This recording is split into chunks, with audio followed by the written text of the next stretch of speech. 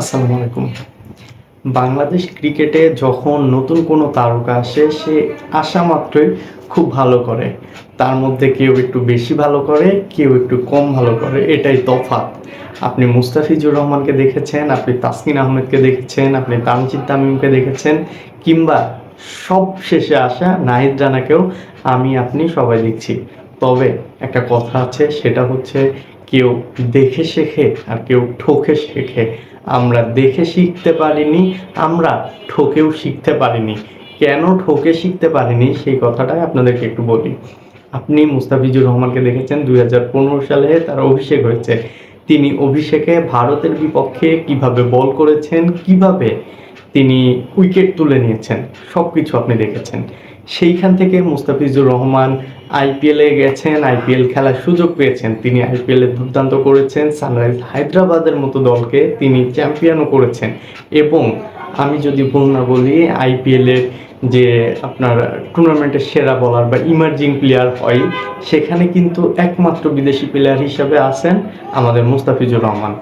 মুস্তাফিজুর রহমান সেই সিজনটাতে এত পরিমাণ বল করেছেন, যার কারণে তার কাঁধে ইনজুরি হয়েছে এবং পরবর্তীতে সেটা সার্জারি করা লেগেছে, যার কারণে তিনি সেই সময়টাতে ঠিকমতো রিকভারি করতে পারেননি এবং আমরা সেই পুরনো মুস্তাফিজকে ঠিকমতো দেখতে পারিনি।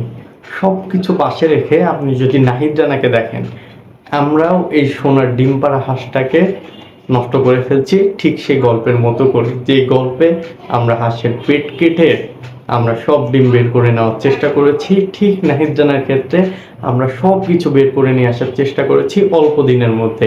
কিন্তু আমরা যদি তাকে রেখে দিতাম, আমরা অবশ্যই আরও বেটার কিছু পেতাম। এই গল্পটা কেন বললাম সেটা হচ্ছে, আপনি ইতিমধ্যে জেনে গেছেন নাহিদ রানার একটা ইনজুরি, যার কারণে অস্ট্রেলিয়ার মতো দলের বিপক্ষে তিনি খেলতে পারবেন না। খেলতে পারবেন না মানে তিনি একদমই খেলতে পারবেন না। এবং তিনি জিম্বাবুয়ের বিপক্ষে টি-20 ম্যাচে শেষ করতে পারেননি। শেষ ম্যাচটাতে তিনি থাকতে পারেননি শুধুমাত্র তার এই ইনজুরির কারণে। বর্তমানে অস্ট্রেলিয়ার মতো দল, অস্ট্রেলিয়ার মাটিতে যেখানে হ্যাজেলউড, প্যাট কামিন্স, স্টার্ক সবাই আছে, কে নাই? সেখানে আমরা খুব ভালো মতো স্বপ্ন দেখছিলাম আমাদের একজন নাহিদ রানা আছেন, তিনি অস্ট্রেলিয়ার মাটিতে দুর্দান্ত বোলিং করবেন, আমরা নিজ চোখে সেটা উপভোগ্য করব। কিন্তু এই সব কিছু আমাদের জন্য না।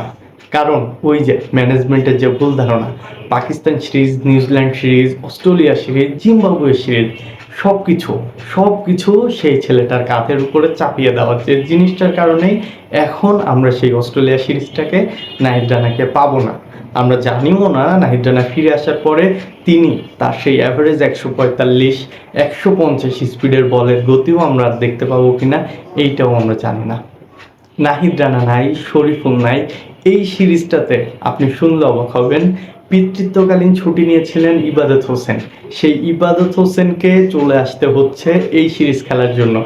একটা প্লেয়ার হাসান মাহমুদ, তিনি কেন্ট দলটার হয়ে কাউন্টি ক্রিকেট খেলতে গেছেন, সেখান থেকে তিনি শ্রীলঙ্কাতে গেছেন শ্রীলঙ্কার এলপিএল খেলার জন্য, কিন্তু সেখানেও তিনি থাকতে পারেননি। তাকে অবশেষে বাংলাদেশ দলের এই ক্যাম্পটাতে যোগ দিতে হচ্ছে।